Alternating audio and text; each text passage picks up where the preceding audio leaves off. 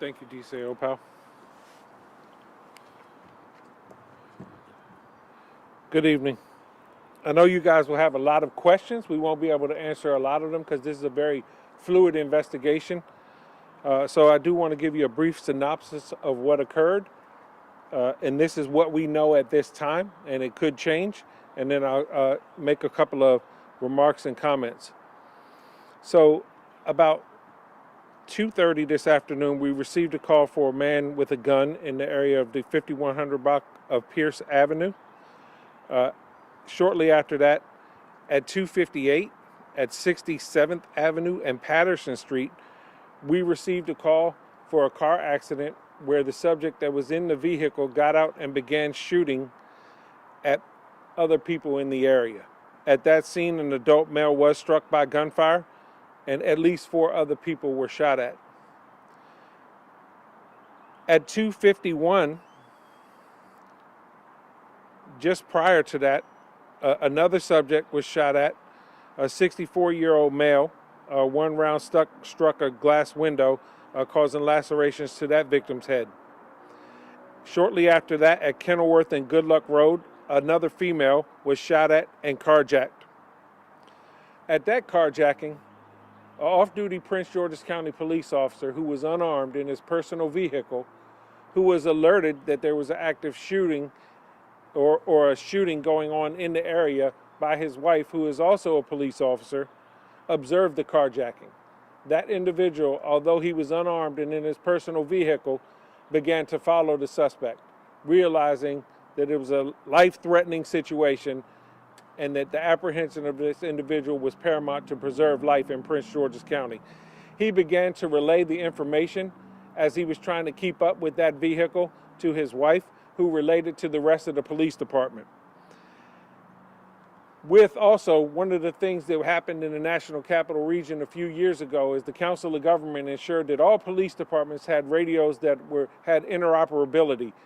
So U.S. Park Police started to monitor this incident and started to come to the area to assist. When they got to the area of the 900 block of Edmonston Road, the individual exited his vehicle, fired shots at the off-duty Prince George's County police officer. At that time, U.S. Park Police officers arrived on scene. The individual pointed the weapon at them. We believe that he was out of bullets. At that time, he dropped the weapon and was taken into custody with no additional shots being fired. A few things that I want to point out. This happened on Police Memorial Day, and we very easily could have had a different conversation. This highlights the dangers of policing, but it also highlights what these officers are willing to do to protect the community. There were officers from multiple police departments responding: Greenbelt Police, Cheverly Police, Seat Pleasant Police, Prince George's County Police. Everybody was going towards this individual armed with the AR-15 rifle that was randomly shooting at people. Not one officer hesitated to go put their life on the line to protect the community. I'm so proud of these officers. Everybody did what they were trained to do, and that's why this incident was brought to a quick halt. There's no active threat to the community right now. We, out of protocol, all the schools in the area, we dispatched officers to them to ensure they were secure. The schools were immediately placed on lockdown until we got a better understanding of what we had going on.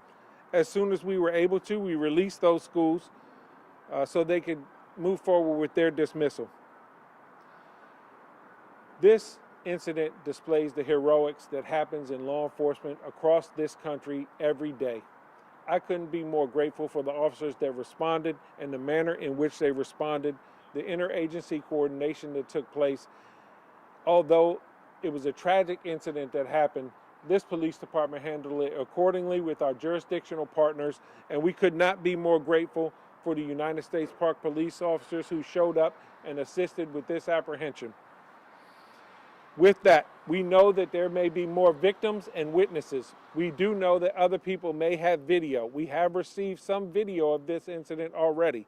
What we're asking, if there's any other victims or witnesses, that they contact our gun crimes unit at 301-772-8960. And also, out of an abundance of caution, we have coordinated with the Baltimore field office of the Federal Bureau of Investigation just to ensure that this individual is being looked at for everything. At this time, we don't believe this is going to be terrorism related, but we are going to coordinate and stay in contact with our federal partners. Shortly after the recovery of the firearm, we will release a picture of it, and we'll release this individual's name along with his photo as soon as we go forward with formal charges. Those charges will range from attempted murder, carjacking, and all the associated charges with that. We have an individual right now fighting for his life, and we hope that it's not going to be a murder charge. So our thoughts are with the victims of this.